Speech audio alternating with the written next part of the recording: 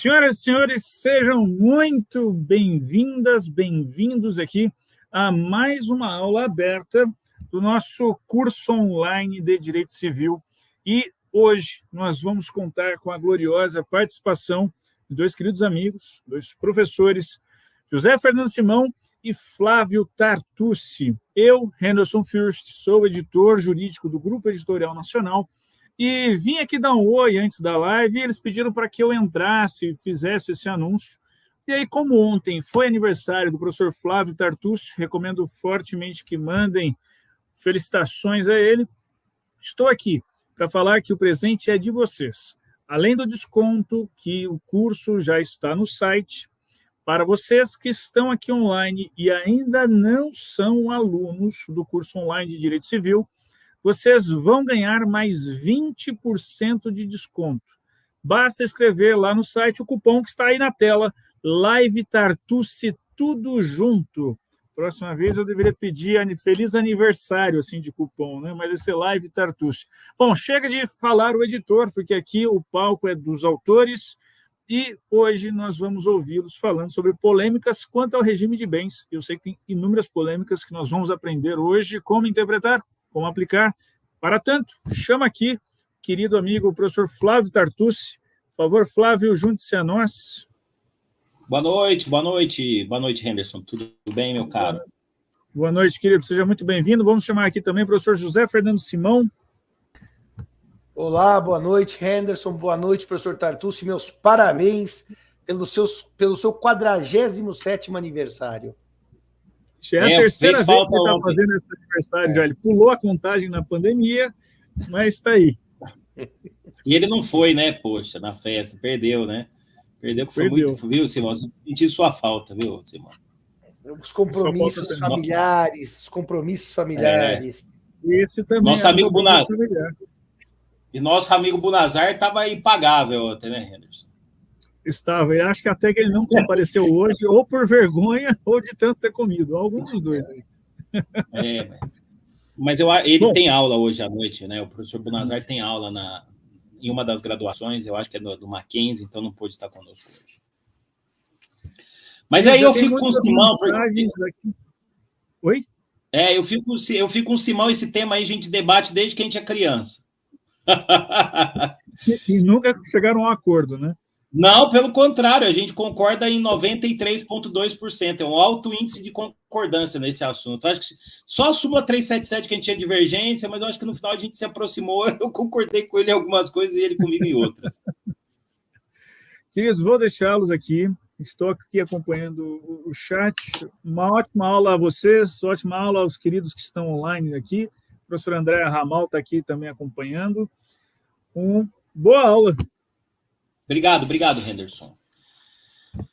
Até mais. Meu amigo Simão, vamos lá, Simão, debater hoje regime de bens e, mais uma vez, aproveitem o desconto. Vocês estão percebendo que os descontos só vão perdendo coisa, né? Teve gente que perdeu já o e-book do Código Civil, o e-book do manual, vamos tentar colocar o e-book do Código Civil, mas a editora não está dando mole, não. Aproveite mais 20%, fica abaixo de R$1.000 no nosso curso, hein? Está com uma ótima promoção.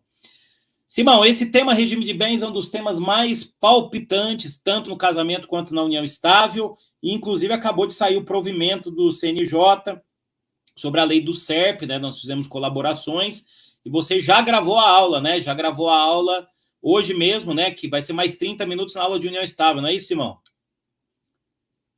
Bem, olá, meus amigos, minhas amigas. Professor Tartucci, hoje é o nosso aniversariante. Aliás, obrigado aos amigos que estão aqui no Instagram, todos já mandando as felicitações ao professor Tartucci. Sim, eu esperei, Flávio, por combinação nossa, a regulamentação do CNJ, que na verdade é um provimento 141, que é de 16 de março, hoje é dia 20, portanto, 4 dias depois já gravei a aula, e fiz um material complementar, porque, no fundo, tanto a lei do SERP quanto o provimento não invalidam em nada os temas de união estável do Código. Literalmente, eles completam esses temas. Então, eu fiz uma opção, Flávio, por colocar um material extra, no qual hoje gravei, discutindo as vantagens e desvantagens, enfim, dessa regulamentação, com larga margem de frente para as vantagens sobre as desvantagens. Eu até vi, Flávio, optei por não fazer nenhuma nota um pouco mais crítica, mas de qualquer maneira eu acho que o regime legal ficou bem disciplinado pela lei do SERP e agora acrescido pelo provimento 141. Agora, de qualquer maneira, as questões dos regimes de bens é muito curioso, porque eu e o Flávio debatemos e conversamos sobre regime de família há muitos anos. No início de conversa lá para trás, só queriam que fizesse palestra sobre temas de direito pessoal de família. União homoafetiva, questão hoje superada. Poliafetividade, questão superada, não cabe no Brasil. A afetividade, o Supremo acabou cuidando do tema. E, de repente, o direito pessoal de família se esgotou. Hoje, falo de direito pessoal de família, fala mais do mesmo. E o direito patrimonial de família, né, Flávio, voltou a ganhar destaque nos cursos, palestras e eventos. E parece que, em certo sentido, nós deixamos de comentar o direito pessoal de família na hora certa. Porque hoje os nossos estudos, pareceres e até, vamos dizer assim, cursos, eles acabam se concentrando no que vai para o fórum. E o que vai para o fórum? Briga sobre regime de bens. Então, nós, Flávio, que nós saímos na hora certa do direito pessoal de família para concentrar nossos estudos no direito patrimonial. Portanto, é com muita alegria que vamos falar hoje sobre as questões polêmicas. Exatamente, Simão. E a gente que tem organizado os eventos, congressos, direito patrimonial hoje chama muito mais público. É impressionante também, né? Pelo menos aqui na nossa base, o pessoal quer resolver os problemas econômicos, né? Na parte do direito de família. Mas eu já vou começar te provocando, Simão, com um tema que entrelaça os dois, que é o tema que a gente tem concordância, eu acho que talvez com fundamentações diferentes, que é um assunto que foi muito debatido nos últimos tempos, né? Porque saiu uma decisão de Minas Gerais sobre a possibilidade de colocar cláusula penal ou multa no pacto antinupcial no contrato de convivência, em casos de infidelidade. Pode isso, Simão? Olha, Flávio, é assim. O Laurentino Gomes uma vez disse que uma das questões do Brasil é que o Brasil é um país triste porque não tem memória da sua história. Eu até fiz um artigo em homenagem ao Zeno citando o Laurentino. É triste discutir isso hoje, porque nós que tivemos lá atrás debatendo o fim da culpa no direito de família, tivemos acompanhando a emenda 66 constitucional, evidentemente, em 2010, que lutamos pela retirada da parte final do parágrafo 6º do artigo 226 da Constituição Federal, que deixamos o tema bonito para construção de um direito de família melhor. De repente, nós nos deparamos com jovens estudiosos, e nem sempre jovens de idade, mas jovens de conhecimento, que não entendem as consequências jurídicas do que escrevem. Aliás, curiosamente, dão palestras e também não estudam os temas de maneira efetiva. Vamos de novo. Eu e o Flávio assistimos lá um tempão Frederic Sweeney e a Elizabeth Alois falando lá do direito de família e da contratualização, da descontratualização, os dois na Bélgica, etc. E todo o problema da infidelidade, Flávio, eu acho que até eu devia voltar a usar adultério, já que é para usar velharia, vamos assumir lá a palavra bíblica, adulterius torum iri, ir para a cama do outro.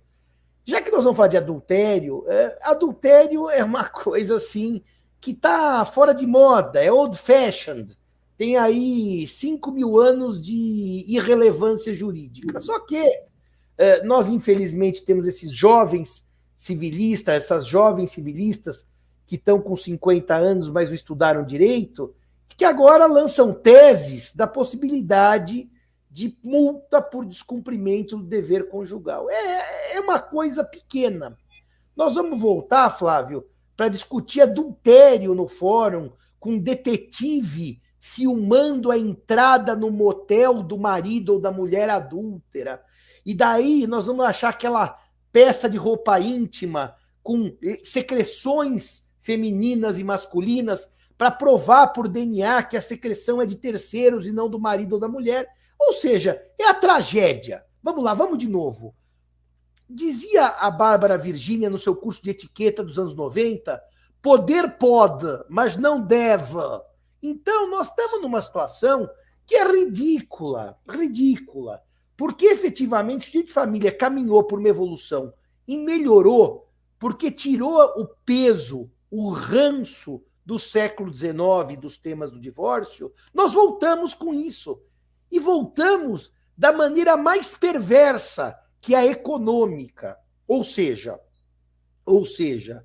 vamos pensar aqui, Flávio, que o marido, vamos usar os arquétipos junguianos. O Flávio faz terapia com o Jacote, que é freudiano como o meu. Vamos usar o arquétipo. O marido é o traidor e a mulher é a coitada, para usar os arquétipos. E ele põe lá que por cada pulada de cerca do casamento, ele paga 5 mil reais para ela. Ele faz uma conta. Quanto é que custa no final do ano? 4 puladas de cerca, 20 mil reais. Ganhei na bolsa, tira da bolsa, fala, ó, querida, tô te traindo, tô depositando 4 mil por mês na sua conta pro direito ao sexo. Quer dizer, isso é vulgar. Isso é a destruição do melhor direito de família. Isso é contra as normas vigentes, porque a culpa não pode mais ser debatida no fim da conjugalidade. E, curiosamente, aqueles que defendiam isso, que a culpa tinha sido extinta do direito de família, agora defendem em curso de palestra que ela volta pela janela. Agora, vamos ser bastante prático, Flávio. Pode ou não pode? Eu acho que você bem nota nos seus comentários que pós-pandemia nós estamos vivendo um mundo confuso, o que eu chamei daquela realidade C. E na realidade A, nós tínhamos extinto esse debate. O debate, todo mundo dizia, imagine, cláusula penal, multa por infidelidade, isso não cabe, isso é direito do século XVIII. E de repente agora, na realidade C, nós voltamos a debater o que não é possível. Não é possível porque é o resgate da culpa no fim da conjugalidade, onde a Constituição Federal tirou esse debate. O texto da Constituição não permite mais o debate de culpa. Agora, se você quiser que eu faça uma de, depende da idade dos que nos assistem, ou Mãe de Iná, ou Walter Mercado era um vidente comum, quando o professor Tartucci fazia Largo de São Francisco, você pagava lá 20 reais e tinha a previsão do Walter Mercado. Eu acho, Flávio, que nesse mundo de hoje, em que o direito de família, infelizmente, padece de vários males, é muito capaz que os tribunais aceitem, que o presidente de Minas seja um precedente que vire jurisprudência. Agora, isso não impede que a gente trabalhe no STJ, né, essa questão tecnicamente, para dizer isso aqui é um absurdo. Então, o código tirou a culpa para o fim do casamento. E os particulares podem reinseri-la. Quer dizer, a lei optou por abandonar o preceito culposo como fim da conjugalidade. E podem as partes reinseri-la? Eu aproveito e até respondo ao Ronald Pascoal, que para os mestres poderiam atualizar o curso adquirido e vigente. Olha, nós estamos atualizando. O que o Tartucci fez, eu fiz e o Bunazar está fazendo, exatamente atualização para vocês, tá certo?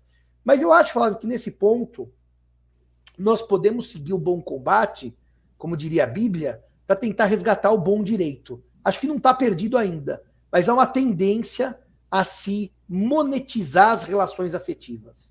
Agora, se você falar assim, então vamos pôr multa, né? Em algumas questões, por exemplo, para a mulher que se nega ao sexo, é o direito ao próprio corpo. Para o homem que se nega ao sexo, é o direito ao próprio corpo. Agora, sexo com terceiro está monetizado.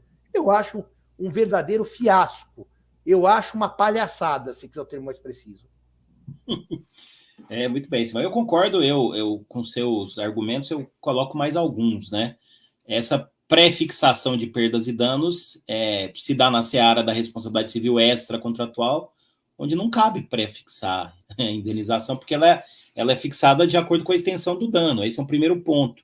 E pela própria natureza da cláusula penal, Simão, é uma das suas especialidades, né? Ela antecipa perdas e danos. Antecipa como?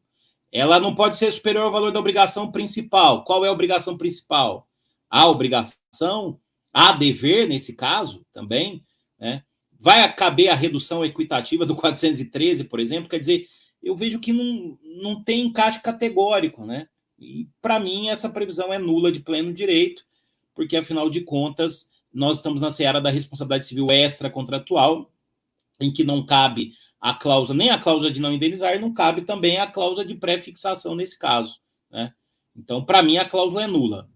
Ô, Flávio, você acha que as pessoas que escrevem defendendo, elas sabem o que elas estão falando, ou seja, ou fica assim, pode tudo porque não há proibição legal? Sabe aquela velha coisa onde a lei não proíbe e está permitindo? Você acha que as pessoas estudaram esse tema genuinamente? Você acha que as pessoas estudaram a cláusula penal? Você acha que as pessoas estudaram efetivamente o que é a cláusula penal? Eu tenho dúvida, Flávio. Eu tenho dúvida. Eu acho que o mundo ficou muito chutador, sabia? Olha, só para dizer para o nosso amigo Cartório Campos Torres, qual que é o site do curso?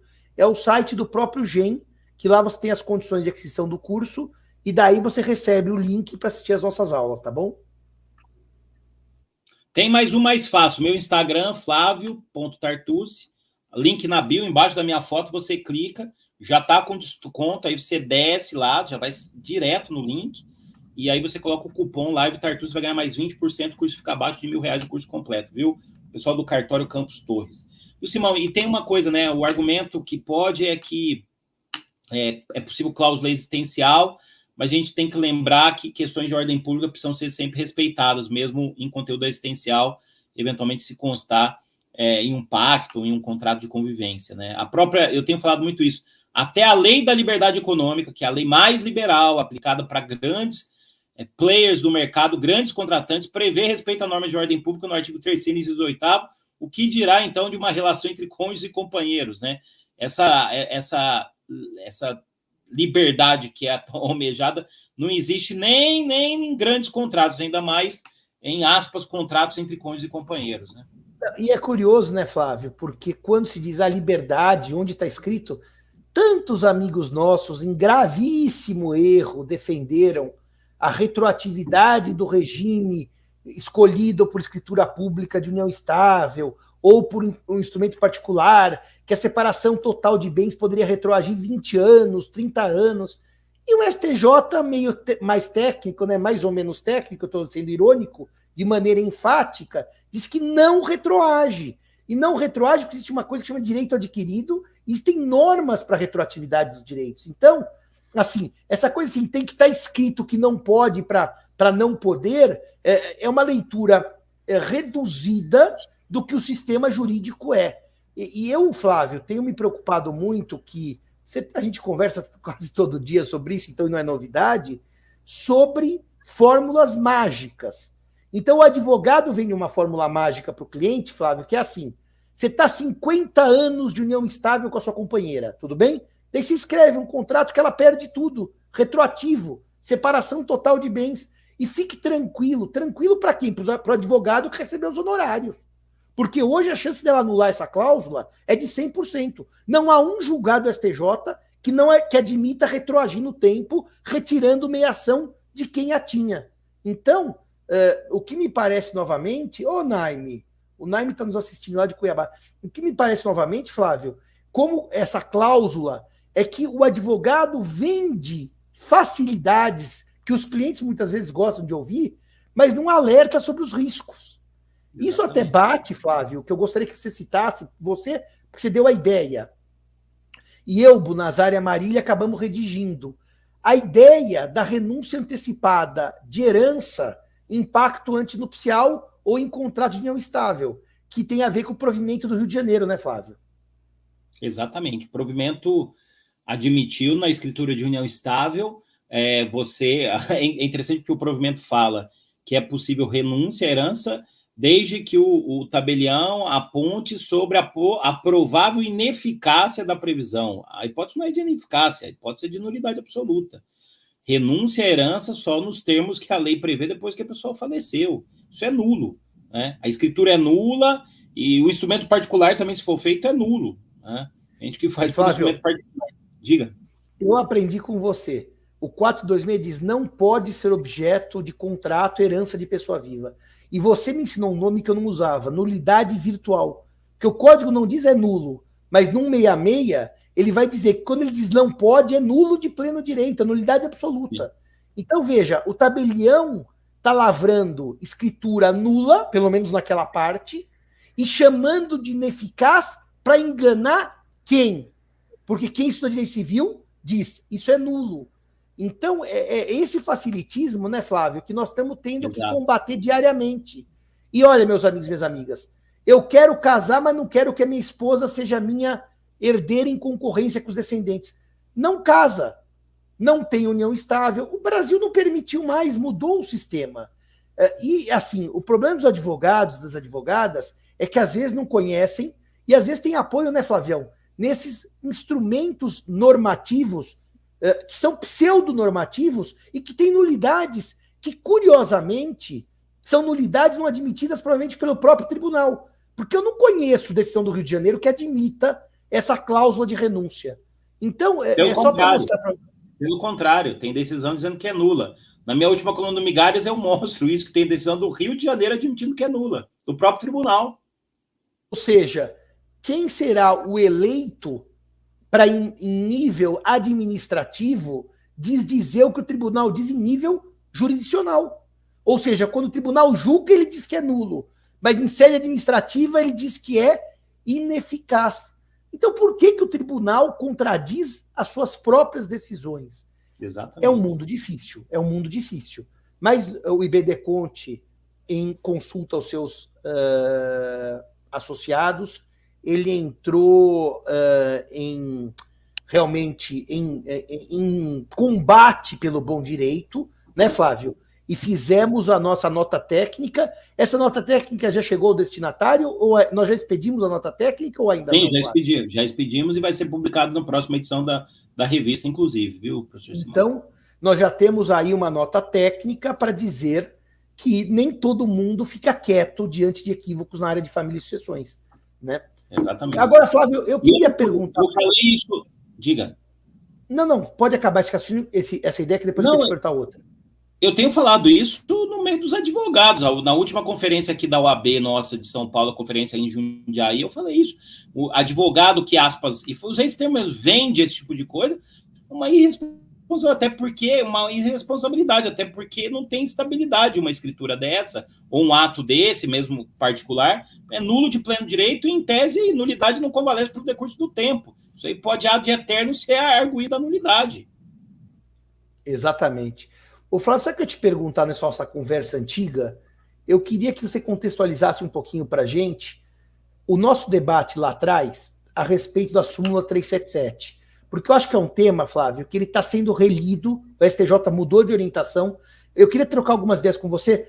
Eu queria, na verdade, fazer um pequeno debate sobre... Porque hoje nós estamos muito convergentes. Mas eu só queria que você contasse um pouquinho o que é a súmula 377 do STF, qual é a implicação que o STJ historicamente dava a essa súmula e o que tem acontecido agora, na atualidade. Só volta um pouquinho na história para mostrar qual foi a releitura do STJ. Que eu acho legal também a gente discutir esse tema. Exatamente. A súmula 377 do Supremo é de 1964, né? Ela prevê que no regime de separação legal obrigatória, imposta por lei, comunicam-se os bens havidos durante o casamento, né? E nós tivemos um debate, né? No final, eu e o Simão, a gente tinha a mesma ideia, só que nós íamos por caminhos diferentes. Se a súmula teria aplicação ainda ou não, porque o artigo 259 do Código 16, que dava fundamento à súmula, desapareceu do sistema, né? Eu até entendia que a súmula ainda teria aplicação, desde que provado o esforço comum. Então, não era comunhão parcial, como o STJ chegou a decidir em um momento. Aplica-se a súmula, mas não precisa provar o esforço comum. E esforço direto, né, patrimonial, ajudou a adquirir o bem. No final das contas, idas e vindas, a gente viu isso mudar algumas vezes, né? E o Simão entendia que a súmula não teria aplicação porque geraria enriquecimento sem causa, justamente porque ele entendia também que precisaria provar o esforço comum, né? No final das contas, o que disse o STJ sobre a súmula 377? Que ela continua, mas que precisa provar o esforço comum. A última decisão, acho que é de 2019 ou 2018, né, da segunda sessão, foi relator, estava substituindo no STJ, o desembargador Lázaro Guimarães, dizendo que seria a leitura correta, né, contemporânea da súmula, pela necessidade de prova de esforço comum. É o que eu penso e acho que é esforço patrimonial direto e precisa provar que adquiriu, né? Não é comunhão parcial, né? E então, eu acho que foi uma boa solução. Você também acha, né, Simão? Porque, na verdade, Flávio, o problema todo da súmula é que, tecnicamente, o artigo 259 do Código 16, que gerava aquela. Dizia basicamente o seguinte: no contrato pré-nupcial, no pacto antinupcial, haverá comunhão dos aquestos se esses não forem expressamente excluídos. Ou seja, dizia assim: se eu disser só separação total de bens no pacto antinupcial, eu teria comunhão de aquestos. O fato é que essa súmula ela gerou um problema sério, que é o problema de saber se bastava ter a súmula para gerar comunhão ou bastava, como se fosse realmente uma comunhão parcial sob o nome de separação de bens, ou era necessária a prova do esforço comum. No fundo, o que o STJ vinha decidindo, e eu vou pôr os anos, tá, Flávio? 2010, 2012, era uma comunhão parcial, que chegava a se afirmar, inclusive, que todos os artigos da comunhão parcial se aplicavam à separação obrigatória. Ou seja, era uma coisa estranha que a gente explicava para um estrangeiro. Se você casar no Brasil por separação obrigatória, por leitura jurisprudencial, você levou uma comunhão parcial. Hoje não. Hoje o STJ exige a prova do esforço comum, como relatou Tartucci. Agora, Flávio, qual eu acho que é o grande problema nosso como jurista, né? Esse esforço comum é aquele esforço comum da contribuição efetiva na compra dos bens. Acho que estamos de acordo. E não aquele esforço comum chamado de indireto, né, Flávio? O que era o esforço comum indireto? Ah, mas eu cuidei da casa. Ah, mas eu criei os filhos. Esse assunto, ele está superado. Porque se é separação obrigatória, não pode ser esse esforço indireto sob pena de transformá-lo numa comunhão parcial. Então, a mim, ao Flávio, parece que o STJ finalmente transformou a comunhão parcial em parcial e a separação obrigatória em separação total, salvo prova do esforço comum. Que eu diria a vocês que seria mais eu chamaria de uma sociedade de fato específica sobre aqueles bens, e não uma grande comunhão, né? Então, para mim e para o Flávio, esse tema hoje está bem resolvido. Ruim era o período em que a jurisprudência brasileira transformou a separação obrigatória em comunhão parcial. Agora, a nós parece, e é isso que se lê do STJ, que a separação total obrigatória é total obrigatória, salvo prova de sociedade de fato, com contribuição na aquisição dos bens. Resultado, agradamos a gregos e troianos. Exatamente. O Simão, e outro tema também importante que o nosso saudoso Zeno trouxe a debate, e eu acho que agora, né, eu fui incumbido aí da tarefa, numa primeira fase, de ajudar na consolidação das normas para fazer um código de normas nacional no âmbito do STJ. É um trabalho só de consolidação, mas depois desse trabalho a gente vai, o CNJ, né, e todos nós vamos trazer coisas novas, né, para esse código de normas nacional. E eu acho que cabe no código de normas nacional colocar a possibilidade de, por escritura pública, se afastar a súmula 377 do Supremo. Acho que já está maduro isso, né, Simão? Super, Flávio, você se lembra que o Jones, em Pernambuco, tem aquele provimento, até hoje foi o primeiro do Brasil, dizendo a separação obrigatória de bem. Peraí, só um pouquinho, eu não sei se eu entendi a sua observação. O que eu ia contar é o seguinte. É esse mesmo, do Jones. É esse mesmo, né? Não, é só porque às vezes a gente tem quase uma sintonia de telepatia, então nós estamos no mesmo assunto. O que nós discutíamos? Se a separação obrigatória ficou menos separação por leitura jurisprudencial, poderíamos nós extremá-la, torná-la obrigatória total por pacto? O nosso amigo Jones Figueiredo Alves, citando a mim, ao Tartucci, ao Mário Delgado, editou um provimento que, sim, era possível, por pacto antinupcial, adotar-se um aumento dos bens separados. Deixa eu só dizer uma coisa para vocês. Isso é muito curioso. Porque as pessoas dizem, mas Simão, se você cria um pacto antinupcial, então você cria uma separação convencional obrigatória? Não é nada disso.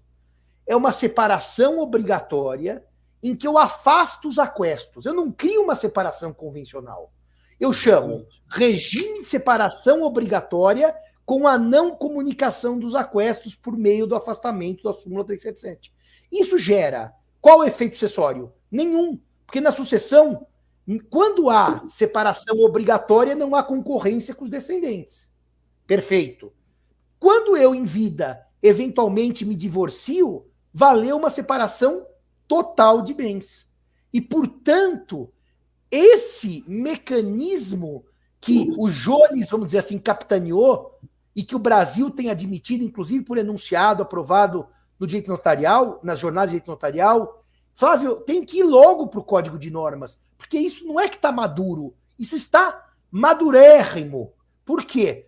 Porque se a lei não queria a comunhão e esse pacto atende ao espírito da lei, por que não lavrá-lo? Ao contrário, eu estou obedecendo à lei.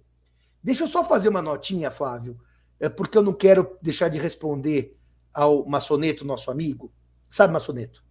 Existe uma coisa que o Zeno defendia em testamento, que era dizer assim, ó, se prevalecer o entendimento da ministra Nancy, eu quero isso para os meus bens. Se não prevalecer, eu quero aquilo. Ele estava trabalhando a concorrência sucessória. E esse testamento tinha um charme muito grande, porque eu não afrontava a norma de ordem pública. Eu simplesmente trabalhava. Antes da consolidação, mas isso antes da consolidação na segunda sessão, né? Eu ia dizer exatamente isso. Até 2015, isso exigia um esforço teórico. O problema aqui, Massoneto, é que a norma é clara. Não pode. É nula. E o que nasce nulo não se torna válido se a lei mudar. Aí você precisa ler melhor o artigo 2035 do Código Civil, que dá o direito intertemporal. No plano da validade, a mudança de lei não convalida o que era nulo. Então, se o pacto antinupcial disser assim, eu sei que é nulo, mas se mudar a lei eu quero isso, o que nasceu nulo continua nulo apesar de mudar a lei. Então, não há saída. Esta cláusula é nula hoje e é nula se a gente adotar o sistema português. Portanto, quem põe cláusula nula em pacto antinupcial tem que explicar ao cliente que está pondo uma cláusula nula e que não produz efeitos hoje e nem se a lei mudar. Portanto, é assim... E a lei não muda. A lei não vai mudar. Não dá para querer mudar a lei, porque quando a gente quer colocar alguma mudança, eles perguntam se atende quem? Atende o povo? Atende a maioria da população? Não, atende os escritórios de alta roda, dos jardins, de Ipanema, né? Direito de família e sucessões dos ultra-ricos, né?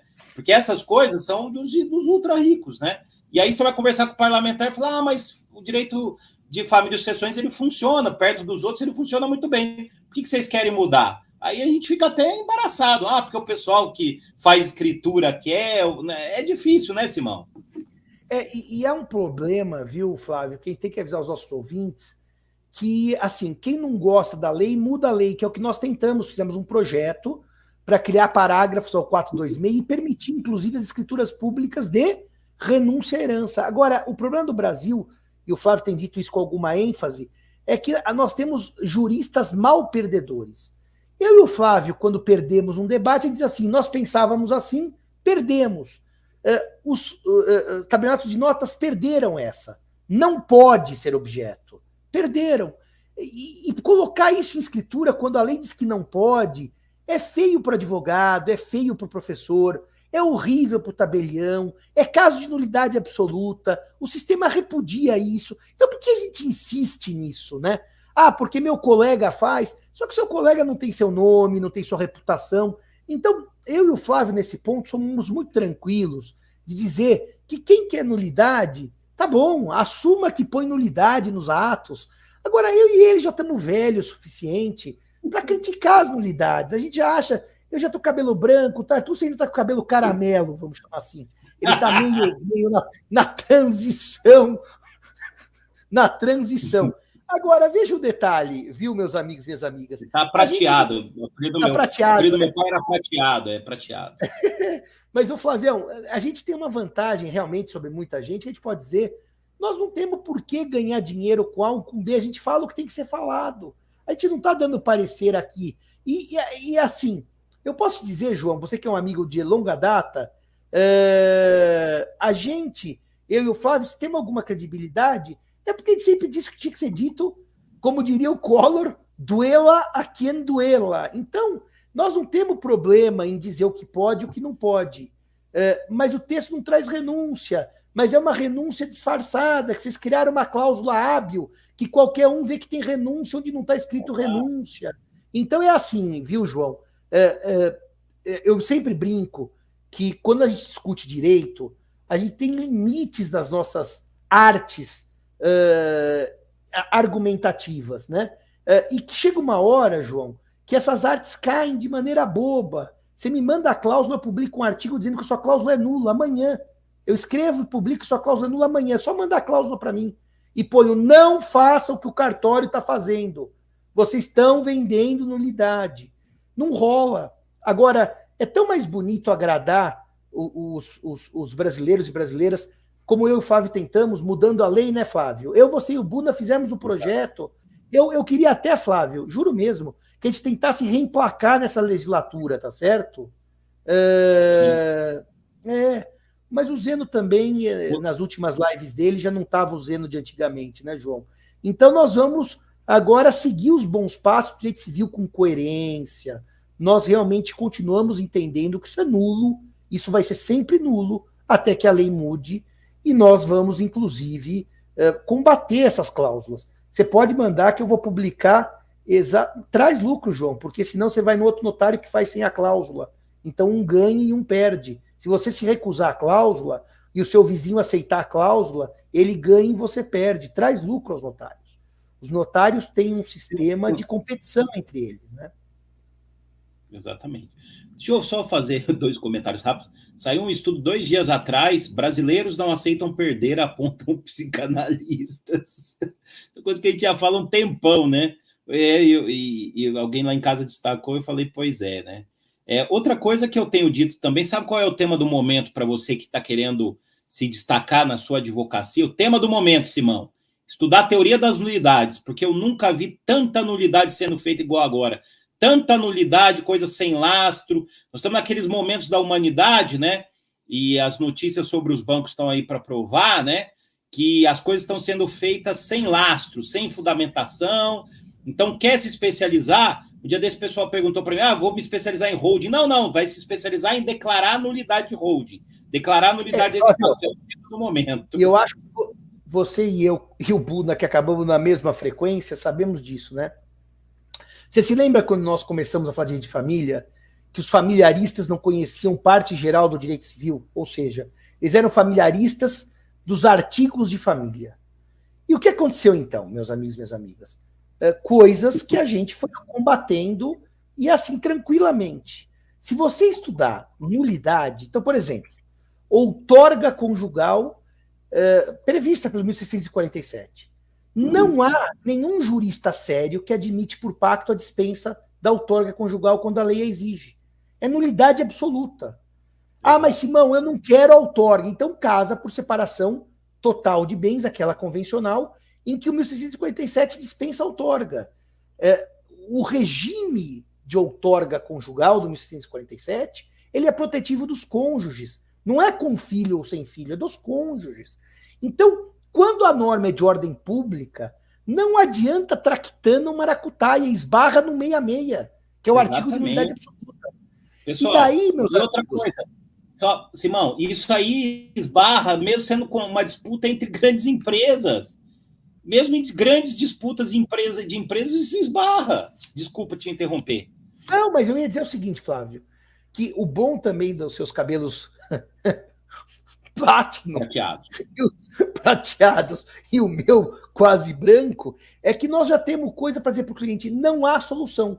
Eu não quero outorga conjugal porque eu sou empresário. Casa por separação total de bens. Mas eu quero a comunhão parcial porque minha esposa, meu marido querem, mas não quero outorga. É Justiniano. So sorry, baby. Dançaram porque a norma de outorga é de ordem pública. E outra tese que tentaram emplacar e que não emplacaram é que quando eu pratico um ato sem outorga, o Flávio vai saber o que eu estou dizendo. O ato não é anulável, só é ineficaz para atingir o meu patrimônio. Quer dizer, então vamos de novo. Eu sou o Tartucci, casado com a Leia, afiança a irmã. A irmã não paga o aluguel. A Leia assinou a fiança? Não. Então eu só pego os bens particulares do Tartucci porque a Leia não concordou. Ao contrário, a fiança é anulável nos termos do 1649, e, portanto, nem Tartucci, que assinou sem outorga conjugal, nem Leia, que não anuiu, não perdem nada. Isso foi outra traquitana. Não, quem não anui só perde o que anuiu. Bom, então para que haveria a outorga, que é a concordância? Para a Leia, a mulher do Tartucci, perder, ela não poderia entrar como anuente, ela teria que entrar como cofiadora, porque o anuente nunca perde bens. Quem perde é o fiador. A anuência dá validade a uma fiança que seria, evidentemente, nula ou anulável, no caso anulável, sem a concordância do cônjuge. E o Naime pergunta se caberia para fugir da outorga uxória a participação final dos aquestos. A participação final dos aquestos, Naime, é um regime que dá muito problema e que nós não recomendamos. Aliás, eu e o Flávio Bunazar temos dito isso.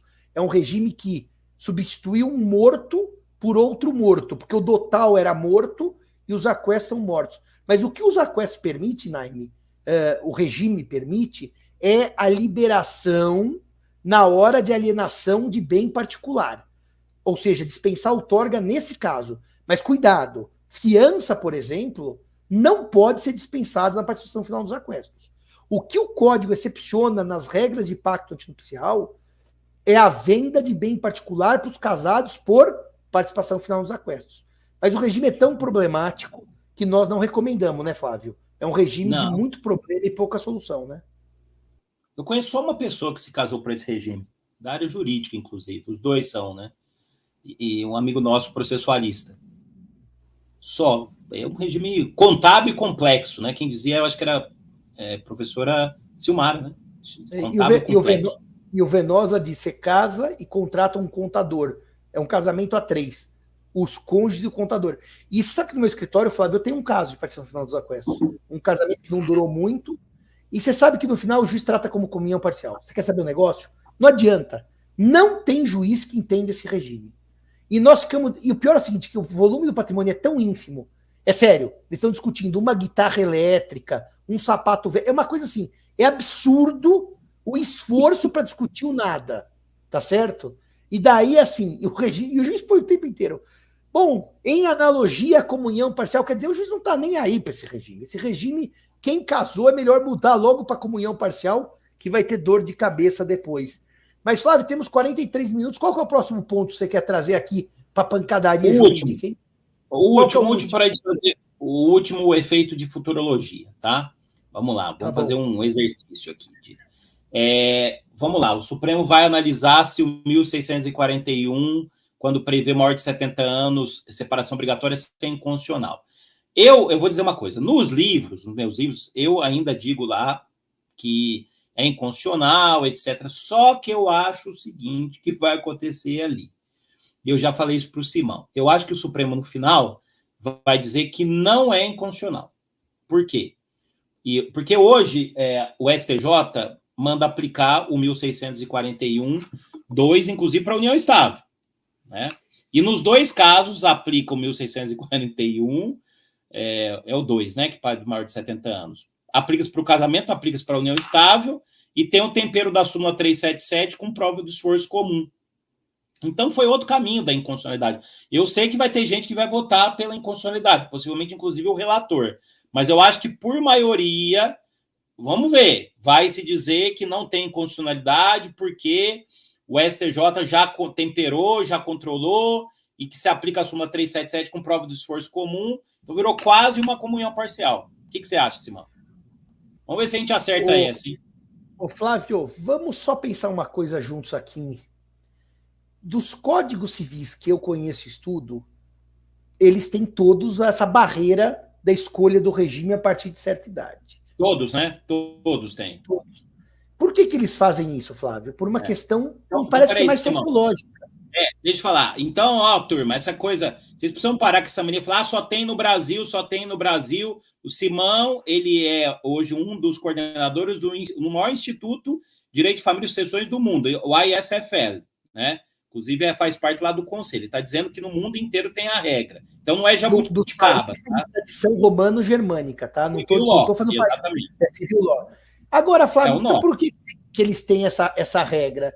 Me parece que isso é uma limitação que é natural para sistemas que entendem que as pessoas envelhecem e ficam mais suscetíveis a golpistas, vamos chamar assim. Agora, o problema todo é o seguinte, Flávio.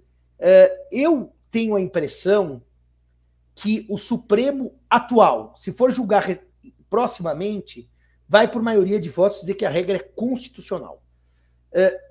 Eu tenho só alguma dúvida se o Supremo demorar e houver nomeação de novos ministros, que eu vou chamar de ministros com vocação, nomeação de ministros pró-esquerda, vou chamar assim. Não estou dizendo politicamente, estou dizendo teses mais à esquerda. Agora, de qualquer maneira, Flávio, eu acho que a regra é uma regra que eu não gosto, mas eu acho que ela tem uma razão de ser. É engraçado dizer isso, eu mudei muito sobre esse tema, sabe? Eu diria para você que se eu fosse escrever um livro hoje, eu ia dizer, olha, eu acho que a regra é inconstitucional, olha que loucura, mas eu gosto muito dela, sabe? Sabe aquela, eu gosto dela mesmo assim? Eu acho que eu ia por esse caminho. Ela é inconstitucional, mas eu gosto dela mesmo assim. Porque, no fundo, Flávio, é claro que qualquer um pode ser vítima dessa paixão repentina e acabar fazendo bobagem. Mas há uma fase da vida, Flávio, que homens e mulheres ficam fragilizados, ficam mais sensíveis. Eu vou te dizer o seguinte, a sua mãe é viúva já há mais tempo, a minha mãe é viúva também há algum tempo. Ela chega a uma idade das mulheres e dos homens que as pessoas ficam mais sensíveis mesmo. Então, não sei se a regra é de toda maléfica, tá bom? Eu gostaria de refletir melhor sociologicamente sobre ela. Vamos ver se a gente acerta, né? Eu acho que a gente vai pelo mesmo caminho, né? Vai dizer que é constitucional. Vamos ver. Bom, meus caros, então estamos encerrando mais uma aula aberta, né? Hoje sobre regime de bens. Nós vamos fazer todos os meses. Lembrando que temos hoje uma condição especial para o nosso curso, o curso de Direito Civil, meu, do Simão do Bunazar. Vai até amanhã só. Como é que eu faço para pegar o desconto de 20%? Você entra lá no meu Instagram, tem no site do Grupo Gen também, mas entra no meu Instagram, link na bio, embaixo da minha foto, você clica, e já está com desconto, você vai ganhar mais 20%, coloca live, Tartucci, tudo junto e maiúscula, para ganhar mais 20% de desconto abaixo de 1.000, 120 horas, 80 aulas, inclusive atualizadas com a lei do SERP, e essas aulas nossas, inclusive, também estão indo para lá, já passando de 120 horas o nosso curso. Simão, suas considerações finais para a gente encerrar? Já respondemos aqui as dúvidas. Flávio, eu diria para você o seguinte, um curso como o nosso não tem no Brasil. Um Código Civil como o nosso não tem no Brasil. E você podia falar, poxa, mas o Simão está aí fazendo proselitismo, elogio de boca própria, vitupério. Mas não é não, Flávio. É um Código Civil pensado para o presente, um Código Civil que virou jurisprudência, um Código Civil que está no leading case de todos os grandes debates no Brasil. O nosso curso idem, né? Eu, você e o Bunazar temos uma vantagem. Conseguimos transmitir o direito de uma forma simples e nem por isso perdendo o conteúdo. É um curso atual e importante. Eu diria que um curso nosso, por esse preço, é um curso que convida qualquer um a se qualificar, convida qualquer pessoa a estudar e convida qualquer pessoa a aprender direito civil de uma maneira simples, clara, mas nem por isso superficial. Então, tanto o nosso Código Civil do Grupo Gen, que é o código do nosso tempo, quanto o nosso curso civil, só trazem benefícios a quem os adquire. E, honestamente, Flávio, a nossa função docente está cumprida, quer seja na doutrina, quer seja na docência. A nossa função de formar e de informar está muito bem cumprida. Eu me sinto um homem pré-aposentadoria por isso. Temos um Código Civil comentado e um curso. Para que mais? É só deixar os alunos aprenderem agora com a gente e a gente aprender com eles. Porque o ensino é sempre uma troca. É uma via de duas mãos. Obrigado, Simão. Com essas palavras, nós fechamos essa nossa aula aberta e mês que vem a gente volta com outro tema sempre polêmico, explosivo do direito civil. Tchau, pessoal. Aproveitem o curso. Tchau, gente.